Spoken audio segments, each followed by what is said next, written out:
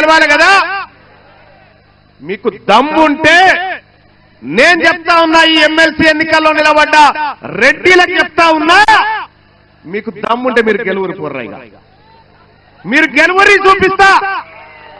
ఈ ఎన్నికలలో మీకు డిపాజిట్లు కూడా రావు, రానియం కూడా.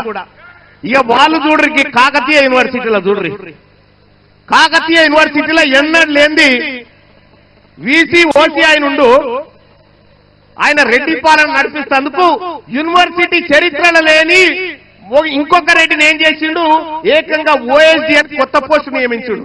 ఓఎస్డీ అని ఎక్కడి మీరు, ఎక్కడి కథ, ఏ ఊరు మీది, ఏ ఊరికెళ్ళొచ్చారు? తెలంగాణ రాష్ట్రాన్ని మీ తాత జాగిరి అనుకుంటారు. కాదురా బాబు, మేము కౌలుకిచ్చినాం, మీకు మేము కౌలుకిచ్చినాం, మేము ఓనర్లం కౌలుకిస్తే మీరు పంట దొంగతనం చేసుకుంటా, మీరు పొలాలు దొంగతనం చేసుకుంటున్నారు. ఇక ఓరి బిడ్డ, మీ కౌలు పని అయిపోయింది, మీ కౌలు కాలం అయిపోయింది. ఒరిజినల్ కాలం, బీసీల కాలం రేపు రాబోతా ఉంది తెలంగాణ రాష్ట్రంలో. 2028 నాకైతే ఏం డౌట్ లేదు, అయిపోయింది. వాళ్ళే డిసైడ్ అయిపోయారు.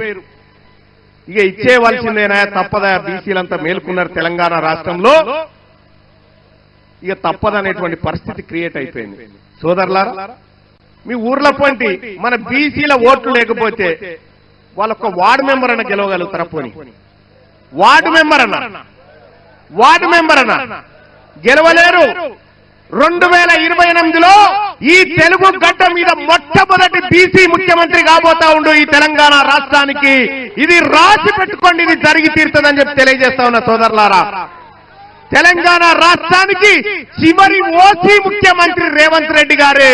ఆ తర్వాత ఇంకెవరు కారు, కౌలు కాలం అయిపోయింది కాబట్టి కారని చెప్పి తెలియజేస్తా ఉన్నా సోదరులారా. విషయానికి నేను ఇలా చాలా ఇప్పుడు